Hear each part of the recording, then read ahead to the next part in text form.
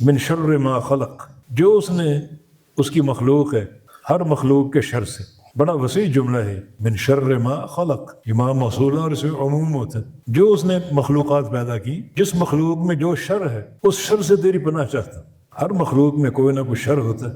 چند مخلوقات ایسی ہیں جو شر سے پاک، جیسے انبیاء کرام، جیسے اللہ کی وحی، یہ شر سے پاک. ملائکہ شر سے پاک ہیں. باقی ہر مخلوق میں کوئی نہ کوئی شر ہوتا ہے. حتیٰ کہ اولاد آپ کی دعائیں مانگ کر لیتے ہو، ان کے پیدا ہونے پر مٹھائیاں بانٹتے ہو، اگر اولاد نیک بھی ہوتی ہے اور بری بھی ہوتی. علم آپ کا، علم میں خیر بھی ہے شر بھی. اللہ کی وحی کا علم ہو تو خیر ہی خیر. اور آج کل ایسے علوم مروج ہیں جن کا کوئی تریار ہی نہیں. علم کلام ہے، بدعت ہے، فلسفہ ہے، اللہ کی وحی سے دور کرنے والے علوم، جادو کا علم ہے، کفر ہے.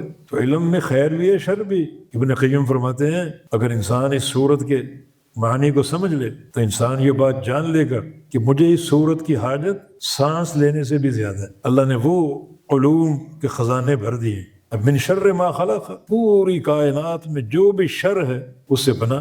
پھر شر بھی تو بہت قسموں کا، بیماریاں شر ہیں، کاروباری گھاٹے شر ہیں، تجارت میں کمی شر ہے، مگر ان سب سے بڑا شر گناہوں کی صورت میں. گناہ بھی تو شر.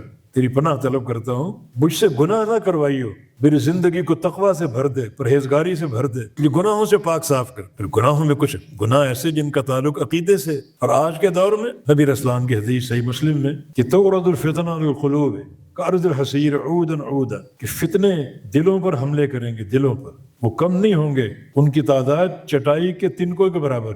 چٹائی آپ نے دیکھی، اس کے تنکے باہم مربوط ہیں، ملے ہوئے ہیں، ایک تنکا پھر دوسرا پھر تیسرا پھر چوتھا.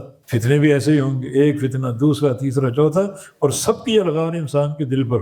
وہ فتنے وہ ہیں جن کے بارے میں حدیث میں آتا ہے کہ انسان صبح کو مومن ہے، شام کو کافر بن چکا. یبیع دینہ بعرض من الدنیا، دنیا کے معمولی مفاد کی خاطر بندہ اپنے دین کو بیچ دے. کوئی اسمبلی کی سیٹ چاہیے، کوئی سینٹ کی سیٹ چاہیے، یا کوئی دولت اور مال کی لالچ، اس کو حاصل کرنے کے لیے اپنا دین بیچ دے.